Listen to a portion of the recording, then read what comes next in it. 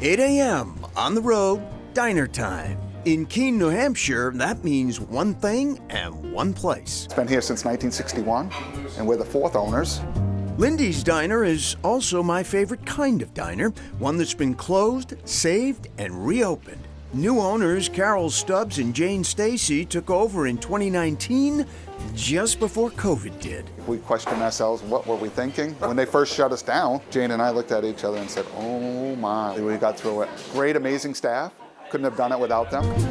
Also helps to have a loyal local following built up over 60 years. Lindy's has got everything and it's really good. And the breakfast, just as big and delicious as my last visit here. Homemade hash. My happy place. And how's this for a happy ending? Co-owner Carol Stubbs, a Keene native, used to come here as a kid. On our bikes, we'd come down, get the quarter milkshakes and whatnot, and hang out and do our thing. Truth is, Keene, Cheshire County's only city, population just under 23,000, is a lively place of culture and community. Its profile these days and its tastes are changing. There's a big population of Filipino people here, South American, a lot of people from Jamaica. Chuda Mishra, who grew up in Bhutan, Nepal, and India, is raising his family now in the Keene area.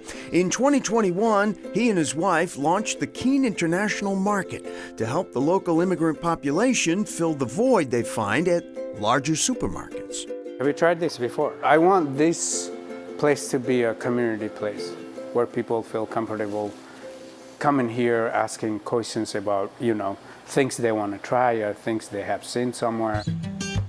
Presently, products from more than 30 countries can be found on the shelves, produce bins, and freezers here, and Mishra is encouraged that he's filling a local need. I'll be here and I can see people in the back like, oh my God, they have this, they have that, For other visitors, Mishra is well used to being asked, what is this? This is a fruit called rambutan. Rambutan? Yeah, and then we just...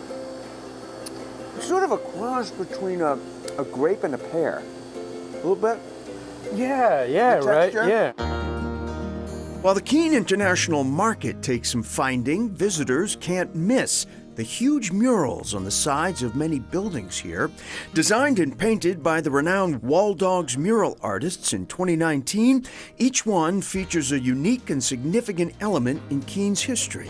One in particular caught our eye.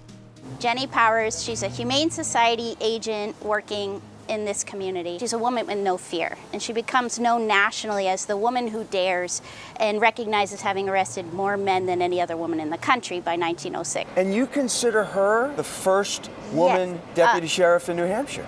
I do. So the badge is the big part of the story. It is. Her own life touched with tragedy, Jenny B. Powers became a champion of the vulnerable and defenseless, whether protecting abused animals or children. Here's one woman that was reaching out of her comfort zone to try to make her community a better place. Just around the corner from the mural is something that's also made Keene a better place for most of the past 100 years, the historic Colonial Theater, which opened in 1924 as a movie house, fell on hard times in the 70s and 80s, but was saved in the late 90s by recreating it as a nonprofit and by a city that was determined not to lose it.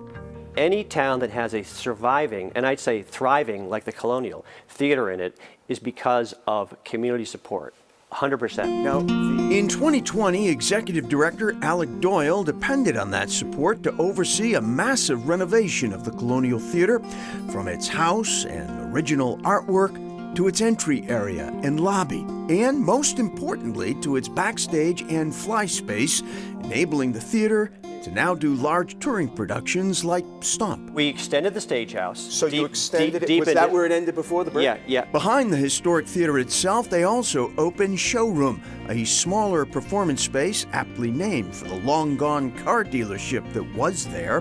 What is still here and continues to fuel all this is strong community support from a small city that has stood together for a long time. I think in many ways Keene is a unique place, and the Colonial is very fortunate to be situated smack dab in the middle of that.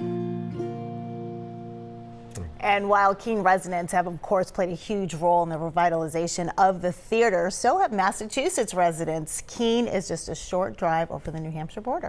And if you'd like to learn more about the woman who dares, Jenny Powers, I'm certainly curious. Yes. There's a link to a video about her on our website, and you can learn more there. All right, up.